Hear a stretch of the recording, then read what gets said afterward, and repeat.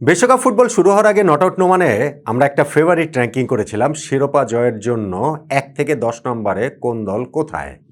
সেখানে আমার হিসাবটা ছিল ১ নম্বর ফ্রান্স, ২ নম্বর স্পেন, ৩ নম্বর আর্জেন্টিনা, ৪ নম্বর পর্তুগাল, ৫ নম্বর ইংল্যান্ড, ৬ নম্বর ব্রাজিল, ৭ নম্বর জার্মানি, ৮ নম্বর নরওয়ে, ৯ নম্বর মরক্কো এবং ১০ নম্বর নেদারল্যান্ডস। বিশ্বকাপের প্রত্যেকটা দল তো অন্তত একটা করে ম্যাচ খেলে ফেলেছে। এখন আসলে এই দলগুলোর অবস্থা কি? আরও একটা ফেভারিট র্যাঙ্কিং করলে বিষয়টা কেমন দাঁড়াবে? সেটাই আমি একটু বলছি। নিজেদের প্রথম ম্যাচ শেষে কোন দলগুলো কোথায় দাঁড়িয়ে আছে আমার সঙ্গে আপনি হিসাবটা একটু মিলিয়ে নিতে পারেন। আমাদের আগের হিসাবের সঙ্গেও বা কতটা কি হলো সেটাও একটু মিলিয়ে দেখতে পারেন। আর কুইজ, আপনাদের জন্য কুইজ। ব্রাজিলের যে ম্যাচ শনিবার সকালবেলা, তার আগ পর্যন্ত এটার উত্তর দিতে পারবেন যে ব্রাজিল হাইতির যেই ম্যাচ রয়েছে সেইখানে ব্রাজিলের ৩ নাম্বার গোল করবে কে? ১ নাম্বার না, ২ নাম্বার না, ৩ নাম্বার। এমন হতে পারে যে ব্রাজিল ৩ নাম্বার গোলটাই করতে পারল না, তাহলে উত্তর লিখবেন যে না, কেউ করবে না। আর যদি আপনার মনে হয় যে না, কেউ করবেন, সেই কেউটা কে? ভিনিসিয়াস নাকি রাফিনিয়া নাকি এনরিক নাকি পাকেতা নাকি গ্যাব্রিয়েল, নামটা লিখবেন এবং আপনার নাম লিখে সঙ্গে আপনার জেলার নাম লিখবেন। আমরা আপনার সঙ্গে যোগাযোগ করব। যদি আপনি বিজয়ী হন, লটারির মাধ্যমে বিজয়ীদেরকে ব্রাজিলের ২টা জার্সি, ফ্যান জার্সি এবং একটা আর্জেন্টিনার জার্সি আমরা উপহার হিসেবে দেবো। আর এখন পর্যন্ত যে কুইজগুলো আমরা আয়োজন করেছি, প্রত্যেক সপ্তাহ শেষে তো আপনাদের সেই বিজয়ীদের নাম ঘোষণা করার প্রতিশ্রুতি ছিল। এই উইকেন্ডে শনিবার দিন আমরা এই প্রথম সপ্তাহে যারা বিজয়ী হয়েছেন তাদের নাম ঘোষণা করব এবং যাদেরকে আমরা পাবো তাদেরকে নিয়ে আমরা নট আউট নোমানে একটা লাইভ প্রোগ্রামের আয়োজন করবো। আপনাদের সঙ্গে একটা আড্ডা হয়ে যাবে। এখন আসেন ফেভারিট র্যাঙ্কিংয়ে। আসলে এটা ফেভারিট র্যাঙ্কিং না। সত্যি কথা বলতে গেলে আমি ওয়ার্ল্ড কাপ শুরু হওয়ার আগে যে ফেভারিট র্যাঙ্কিং করেছি ১ থেকে ১০ নম্বরে যেই দলকে যাকে রেখেছি শিরোপা জয়ের হিসাবে, আমি এখনও তাদেরকে সেইখানটাতেই রাখছি। বিশ্বকাপের এক ম্যাচ দেখার শেষে আমি এগুলা পুরোপুরি ওলটপালট করতে রাজি না। যেমন ধরুন পর্তুগালকে আমি ৪ নম্বরে রেখেছিলাম। পর্তুগাল কঙ্গোর সাথে যেভাবে খেলেছে, এখন তো তাদের ওই হিসাব করলে কি তাদেরকে আমি ১০-এর বাইরে ঠেলে দিব? ধরেন স্পেনকে আমি ২ নম্বরে রেখেছিলাম, তারা কাবো ভের্দের সঙ্গে ড্র করেছে। এখন আমি স্পেনকে নিয়ে কী করব? আমার যেই প্রেডিকশনটা ছিল সেটা কিন্তু ওভারঅল ওয়ার্ল্ড কাপের প্রেডিকশন। হ্যাঁ, এই ফেভারিট র্যাঙ্কিংটা আমরা করব। প্রথম পর্ব শেষ হোক, জেনুইন একটা ফেভারিট র্যাঙ্কিং করব আবারও গিয়ে, যেই ১০টা পজিশনে যাদেরকে রেখেছিলাম ফার্স্ট রাউন্ড শেষে আসলে হিসাবটা কি, তারপরে হয়তো বা আমরা এরপরে রাউন্ড বাই রাউন্ড সেই জিনিসটা করতে পারি। কিন্তু ওয়ার্ল্ড কাপের প্রথম ম্যাচ দেখেই আমি ওই ফেভারিট র্যাঙ্কিং পাল্টাতে রাজি না। আমার কাছে অ্যাবসলিউটলি ১ থেকে ১০ নম্বরে যেই দল যেইখানে ছিল সেই দলকে আমি সেইখানটাতে রাখছি শিরোপা জয়ের হিসাবে। তবে এই আলোচনাটা আমি করব যে ওই ১০টা দলের মধ্যেই ওয়ার্ল্ড কাপের ফার্স্ট ম্যাচে কোন দল কতটাই ইমপ্রেসিভ ছিল সেই হিসাবে যদি একটা র্যাঙ্কিং করি। দেখেন, এই ১০ দলের বাইরেও কিন্তু ইমপ্রেসিভ পারফরমেন্স ছিল। যেমন ধরেন কলম্বিয়ার পারফরমেন্স খুব ইমপ্রেসিভ ছিল, সুইডেন খুব ভালো খেলেছে, ইউএসএ খুব ভালো খেলেছে, যাদেরকে আমি টপ 10-এ রাখি নাই। সো ও অনেক ভালো খেললেও তারা যদি ভবিষ্যতে ফার্স্ট রাউন্ড শেষে টপ 10-এ আসতে পারে সেটা আসবে, সেটা অন্য আলোচনা। কিন্তু আমি এইখানটাতে ওই যে ফেভারিট র্যাঙ্কিং আমি 10টা দলকে রেখেছিলাম, তাদের নিজস্ব প্রথম ম্যাচ শেষে কোন দলের কি অবস্থানে রয়েছে আমার হিসাবে সেইটা নিয়ে একটু আলোচনা করতে। এটা কিন্তু ফেভারিট র্যাঙ্কিং না, আমি আবার বলি ফেভারিট র্যাঙ্কিং যেটা ছিল সেইটাই আছে। ফার্স্ট রাউন্ড শেষে আবার করব। এখন হচ্ছে গিয়ে প্রথম ম্যাচে দলগুলোর পারফরমেন্স ধরে যদি আমি ১ থেকে ১০ যদি র্যাঙ্কিং করি সেই জিনিসটা আসলে কিরকম হবে। Number 10 Portugal. পর্তুগালের পারফরমেন্স খুবই হতাশাজনক, খুবই হতাশাজনক। কঙ্গোর সঙ্গে তারা ড্র করেছে বলেই শুধু না, তাদের যে পারফরমেন্স ছিল, সবাই তো ঝাঁপিয়ে পড়েছেন ক্রিশ্চিয়ানো রোনালদোর উপরে। ৪১ বছর বয়সী ফরওয়ার্ড পুরো ম্যাচে ২৫-২৬টা মাত্র টাচ করেছেন বল, ৩টা চান্স পেয়েছিলেন, এর মধ্যে ২টা, এর মধ্যে ১.৫টাকে আসলে জেনুইন অপরচুনিটি বলা যায়, সেটা কাজে লাগাতে পারেনি। কিন্তু আমার কাছে ডিসঅ্যাপয়েন্টিং লাগে যেটা, সেটা হচ্ছে কি যে পর্তুগালের মিডফিল্ড এই ওয়ার্ল্ড কাপের দি বেস্ট। পর্তুগালের মিডফিল্ডের কাছাকাছি শুধু আমার কাছে আর্জেন্টিনা মিডফিল্ড মনে হয়, কিন্তু সেই মিডফিল্ড এনাফ অপরচুনিটি ক্রিয়েট করতে পারে নাই, এনাফ পেনিট্রেট করতে পারে নাই। ফলে রোনালদো ওই এনাফ সার্ভিসও পায়নি। এই কারণে আমার কাছে মনে হয় যে, আমি জানি না যে পর্তুগাল এই জায়গাটা থেকে কীভাবে ঘোরাতে পারবে, কিন্তু ডেফিনেটলি কঙ্গো যারা ওয়ার্ল্ড কাপে সেই ১৯৭৪ সালে জায়ান নাম নিয়ে খেলেছিল, ১৪টা গোল তারা করেছিল, সেই তারা এসে এখন পর্তুগালের মতো দলের সঙ্গে ড্র করে ফেলছে। এটা নিঃসন্দেহে তাদের জন্য একটা বড় অর্জন। কিন্তু পর্তুগালের পয়েন্ট অফ ভিউ থেকে ক্রিশ্চিয়ানো রোনালদো দল, রবার্টো মার্টিনেজের দলটা খুবই ডিসঅ্যাপয়েন্টিং। আমি তাদেরকে আমার এই প্রথম ম্যাচের পারফরমেন্সের বিচার করে যেই টপ 10 আমার ফেভারিট র্যাঙ্কিং, ওই টপ 10-এর ওই হিসাবটা 10টা দলের মধ্যে পর্তুগালকে আসলে 10 নম্বরেই রাখছি। ৯ নম্বরে নেদারল্যান্ডসের কিন্তু একটু টাফ পরীক্ষাই ছিল। জাপানের সঙ্গে, সেই পরীক্ষাটাতে তারা ফেল করেছে তা বলা যাবে না, 2-2 গোলে ম্যাচটা ড্র হয়েছে। কিন্তু গ্রুপের সবচেয়ে কঠিন ম্যাচটা ছিল, সেইটা তারা হারেনি, সব ঠিক আছে, কিন্তু আমি ডাচদের কাছ থেকে আরেকটু ভালো পারফরমেন্স এক্সপেক্ট করেছিলাম। ডেফিনেটলি জাপানও খুব ভালো টিম, ডেফিনেটলি জাপানও হারার আগে হার মানে না, বাট আমার মনে হয় যে রোনাল্ড কুমানের এই দল তারা আরও ভালো করার সামর্থ্য রাখে। টোটাল ফুটবল টুটবল এগুলো আসলে এগুলা গল্প কথায় চলে গেছে, এখনকার ফুটবলের সঙ্গে এগুলোর কোনো সম্পর্ক নেই, বাট স্টিল তারপরেও ডাচদের কাছ থেকে আমি আরেকটু ভালো ফুটবল এক্সপেক্ট করেছিলাম, আমি তাদেরকে 9 নম্বরে রাখছি। 8 নম্বরে স্পেন, যারা এই বিশ্বকাপ জয়ের ওয়ান অফ দ্য ফেভারিট, আমার কাছে এখনও ওয়ান অফ দ্য ফেভারিট। ভাই ওয়ার্ল্ড কাপে তো গত ওয়ার্ল্ড কাপে ফার্স্ট ম্যাচ আর্জেন্টিনা হেরেছিল না, তারপর বিশ্বকাপ জিতেছে। 2010 ওয়ার্ল্ড কাপের ফার্স্ট ম্যাচ স্পেন হেরেছিল না সুইজারল্যান্ডের কাছে, তা বিশ্বকাপ জিতেছে। ফলে স্পেন যে প্রথম ম্যাচটা কুরাসের সঙ্গে ড্র করেছে তাতেই এন্ড অফ দ্য ওয়ার্ল্ড হয়ে গেছে, ব্যাপারটা তেমন নয়। কিন্তু আমার কাছে একটু না, অনেকখানি ডিসঅ্যাপয়েন্টেড যে জিনিসগুলো লেগেছে, একটা হচ্ছে গিয়ে যে লামিন ইয়ামালের উপরে তাদের নির্ভরতা। ইয়ামাল যতক্ষণ না মাঠে নেমেছিলেন, ওই যে শেষ 20 মিনিট খেলেছেন, ওই সময় কিন্তু তিনি চান্স ক্রিয়েট করেছেন। ফলে ইয়ামাল যখন প্রথম থেকে খেলতে পারবেন, তখন এই স্পেন, ইয়ামাল এবং নিক উইলিয়ামস, তখন স্পেন দলটাকে হয়তো অন্যরকম দেখাবে। ফলে এইটা একটা কনসার্নের জায়গা। আর ঠিক হচ্ছে গিয়ে প্রপার নাম্বার 9 স্কোরার আর কি, যেইটা ওয়ারজাবাল ওই দিন ডিসঅ্যাপয়েন্টিং। আমি দেখছিলাম একটা স্ট্যাটে প্রথম 25 না 30 মিনিটের মধ্যে একটা বারবারের মতো বলও টাচ করেন নাই। ফলে এইটাও স্পেনের একটুখানি কনসার্নের জায়গা। আই এম শিওর যে স্পেন এই জায়গা থেকে ঘুরে দাঁড়াবে। কাবো ভের্দেকে ওইখানে অবশ্যই ক্রেডিট দিতে হবে, কিন্তু ফার্স্ট ম্যাচটা যে স্পেন খেলেছে তাতে তাদেরকে আমি আসলে 8 নম্বরের উপরে রাখতে পারছি না। 7 নম্বরে ব্রাজিল, মরক্কোর সঙ্গে ব্রাজিল যে হারে নাই, এটা আসলে কপাল গুনেই হারে নাই। মরক্কোর সঙ্গে ব্রাজিল যে ফার্স্ট হাফে স্পেশালি যে ফুটবলটা খেলেছে, আমি ব্রাজিলে এক কলামিস্টের লেখায় পড়ছিলাম 2014 বিশ্বকাপে ওই যে জার্মানির সঙ্গে সেমিফাইনালে 7 গোল খাওয়া যে ম্যাচটা, তারপরে ব্রাজিলের ওয়ার্ল্ড কাপের সবচেয়ে বাজে ম্যাচ এই মরক্কোর সঙ্গে ম্যাচের ফার্স্ট হাফটা, প্রথমার্ধটা।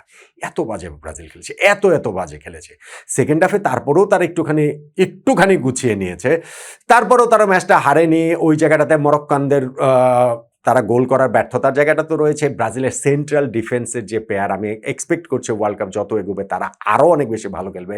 গ্যাব্রিয়েল এবং মার্কিনিয়স, সেটা আসলে ভেরি স্ট্রং একটা সেন্ট্রাল ডিফেন্সের পার্টনারশিপ হওয়ার কথা।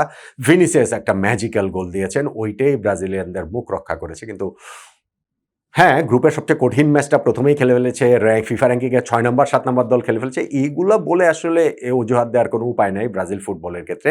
ফলে ওইটা ডিসঅ্যাপয়েন্টিং, এবং ব্রাজিলের যে পারফরমেন্সের বিচারে আমি ওই 10 দলের মধ্যে তাদেরকে আসলে 7 নম্বরের উপরে রাখার কোনো কারণ খুঁজে পাচ্ছি না। 6 নম্বরে নরওয়ে, ভেরি ইমপ্রেসিভ। ঠিক আছে, প্রতিপক্ষ ইরাক তুলনামূলক ভীষণ দুর্বল, তারপরেও যে তারা 4-1 গোলে জিতেছে, তারপরেও যে আর্লিং হ্যাল্যান্ড জোড়া গোল করে ফেলেছেন, বড় দলগুলোর জন্য সিগন্যাল, ডেফিনেটলি সিগন্যাল। হ্যাঁ, গ্রুপে তাদেরকে এখনও বিগ টেস্টের মুখোমুখি হতে হবে, সেনেগাল রয়েছে, ফ্রান্স রয়েছে, কিন্তু আর্লিং হ্যাল্যান্ডের নরওয়ে কিন্তু প্রথম ম্যাচে তাদের ওই পারফরমেন্স দিয়ে বুঝিয়েছে।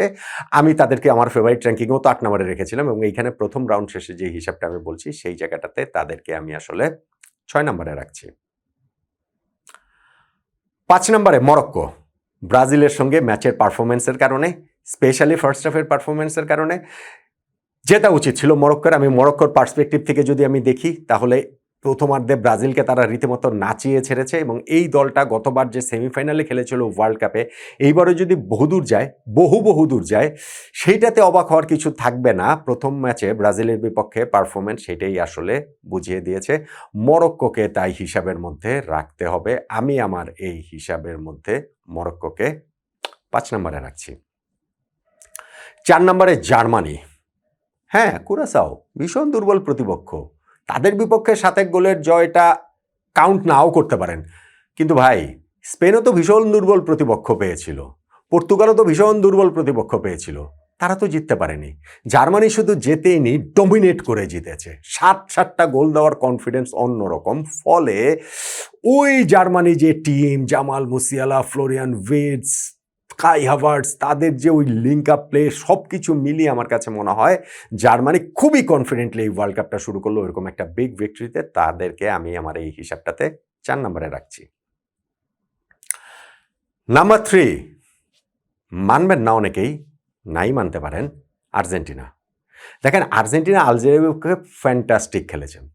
Lionel Messi out of this world, কিন্তু প্রতিপক্ষ আলজেরিয়া, প্রতিপক্ষ কিন্তু অত বড় নাম না। আমার যেই আলোচনাটা, সেই আলোচনাটাতেই হচ্ছে গিয়ে ওরকম যে প্রতিপক্ষ বিবেচনায় নিয়ে, ফার্স্ট ম্যাচ বিবেচনায় নিয়ে, পারফরম্যান্স সবকিছু মিলিয়েই আমি এই হিসাবটা করছি। আর্জেন্টিনার প্রতিপক্ষটা তুলনামূলক দুর্বল হবার কারণেই কিন্তু আমি আমার এই হিসাবটাতে তাদেরকে ৩ নম্বরে রাখছি। বাট আর্জেন্টিনা প্রথম ম্যাচে তাদের যে পারফরম্যান্স, সেইখানটাতে তারা বুঝে দিয়েছে, লিওনেল মেসি তো বটেই, যে তারা ৪ বছর আগে যে বিশ্বকাপ জিতেছে সেইটা তাদের কাছ থেকে নিয়ে নেওয়াটা কোনো দলের জন্য সহজ হবে না। অ্যাবসলিউটলি কোনো দলের জন্য সহজ হবে বলে আমার কাছে মনে হয় না। আর্জেন্টিনা খেলা যারা দেখেছেন তারা সেটা সবাই এক বাক্যে আসলে স্বীকার করবেন। আমি আর্জেন্টিনাকে, লিওনেল মেসির এই দলটাকে ৩ নম্বরে রাখছি। ২ নম্বরে ফ্রান্স। ফ্রান্স সেনেগালের এগেনস্টে কিন্তু তাদের একটা বিগ টেস্ট ছিল। সেনেগাল আফ্রিকান টিম, ২০০২ সেই ওয়ার্ল্ড কাপ। আমরা জানি সেনেগাল, এখনকার সেনেগালও কতটা শক্তিশালী, এবং ফ্রান্স শুরুটা ফার্স্ট হাফটা তারা স্ট্রাগল করেছে, সিরিয়াসলি স্ট্রাগল করেছে। সেনেগাল যদি ওই চান্সগুলো কাজে লাগাতে পারতো তাহলে ফ্রান্সের খবর ছিল হয়তোবা, কিন্তু সেকেন্ড হাফে ফ্রান্স ফ্যান্টাস্টিকলি কামব্যাক করেছে। স্পেশালি ধরেন হচ্ছে গিয়ে ওই যে আওয়ার মার্কের পরে Kylian Mbappe, Michael Olise, desire ডুয়ে, Usman Dembélé সবাই মিলে তারা তাদের ওই অ্যাটাকিং প্রয়াসটা দেখিয়েছে খুব খুব খুব ভালোভাবেই। এবং তাদের যে ওই পেস, তাদের যে ওই ট্রিকারি, তাদের যে ওই যে ওলিসে যে পাসটা দিয়েছেন, কিলিয়ান এমবাপ্পে যে 2টা গোল করেছেন, ফাইনালি তারা 3 গোলের জয় নিয়ে আসে সেনেগালের কাছ থেকে। কিন্তু ফার্স্ট হাফ পারফরমেন্সটা তাদের যেহেতু অত ইমপ্রেসিভ ছিল না, সেই কারণে আমি ফ্রান্সকে আসলে 2 নম্বরে রাখছি। এবং বিশ্বকাপের 1 নাম্বার হিসাব, প্রথম রাউন্ডের প্রথম ম্যাচটা প্রত্যেকটা দল খেলার পর টাইটেল কন্টেন্ডারদের মধ্যে আমার হিসাবে 1 নম্বরে ইংল্যান্ড। ইংল্যান্ড ক্রোয়েশিয়ার বিপক্ষে 4-2 গোলে জিতেছে, এবং সেই ম্যাচটাতে ইংল্যান্ডের পারফরমেন্স আমার কাছে ভেরি ভেরি ভেরি ইমপ্রেসিভ লেগেছে। ক্রোয়াটরা ঠিক আগের দল নাই, ঠিক আছে, কিন্তু তারপরেও প্রথমার্ধে 2-2বার ইংল্যান্ড এগিয়ে যাওয়ার পরও তারা ম্যাচে ফিরেছিল। বাট সেকেন্ড হাফে ইংল্যান্ড ম্যাচে শুধুমাত্র আরও 2টা গোলই দেয়নি। সেকেন্ড হাফে শুরুতেই জুড বেলিংহাম গোলটাই শুধু দেননি, হ্যারি কেনের ওই ব্রেস তো রয়েছে, 2টা গোল দিয়েছেন। একই সঙ্গে ম্যাচের কন্ট্রোলটা যেভাবে ইংল্যান্ড নিয়ে নিয়েছিল সেইটা কিন্তু ভেরি ইমপ্রেসিভ। তাদের মিডফিল্ড খুবই strong, Elliot Anderson, Declan Rice, Harry Kane number 9 থেকে তিনি পেছনে নেমে এসে যেইভাবে খেলছিলেন সেইটাও আসলে খুবই ইমপ্রেসিভ। তাদের ওই উইংয়ে প্রচণ্ড রকমের পেস রয়েছে, ননি মাডুয়েকে, পরে যেমন রাশফোর্ড নেমেছেন, সাকা নেমেছেন, গর্ডনের ট্রিকারি এখানটাতে রয়েছে।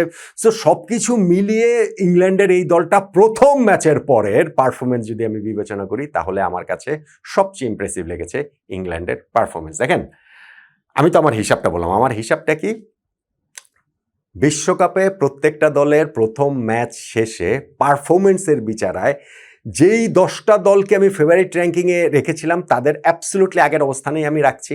কিন্তু প্রথম ম্যাচের পারফরমেন্স শেষে এই দলগুলোর অবস্থান যদি বলি, সেইটা আমার কাছে এইরকম যে 1 নম্বরে ইংল্যান্ড, 2 নম্বরে ফ্রান্স, 3 নম্বরে আর্জেন্টিনা, 4 নম্বরে জার্মানি, 5 নম্বরে মরক্কো, 6 নম্বরে নরওয়ে, 7 নম্বরে ব্রাজিল, 8 নম্বরে স্পেন, 9 নম্বরে নেদারল্যান্ডস, 10 নম্বরে পর্তুগাল। আমার এই হিসাব প্রথম রাউন্ডে, এটার হিসাবটা হচ্ছে প্রতিপক্ষ হিসাব করে, এটার হিসাবটা হচ্ছে কি যে প্লেয়াররা কীরকম পারফর্ম করেছেন সেটা অ্যাবসলিউটলি পারফরমেন্সের বিচারে আমার যে হিসাবটা, আমার যে এই 1 থেকে 10 যেটা আমি করলাম সেইটার সঙ্গে আপনি আসলে কতটা একমত? পুরোপুরি একমত বোধহয় হবেন না। স্পেশালি আমি জানি না যে এরকম একটা জয় পাওয়ার পর, স্পেশালি ধরেন নাম্বার 1 ইংল্যান্ড কেন, এটা ফ্রান্স হতে পারতো সহজেই, বা আর্জেন্টিনা হতে পারতো। আবার ধরেন ব্রাজিল নাম্বার 7 কেন, সেইটা ব্রাজিলকে কি মানে আরও নিচে দেয়া যেত কিনা, নাকি আসলে আরেকটু উপরেই ব্রাজিলকে রাখা যেত, যেহেতু এই 2টা দলের সমর্থকরা আমাদের প্রচুর, মানে সবচেয়ে বেশি। সো আপনাদের সেই মতামতটা জানাতে পারেন, এবং সেই কুইজের উত্তর দিয়ে আপনারা আপনাদের প্রিয় দলের জার্সিটা জিতে নেওয়ার সুযোগটা নিতে পারেন।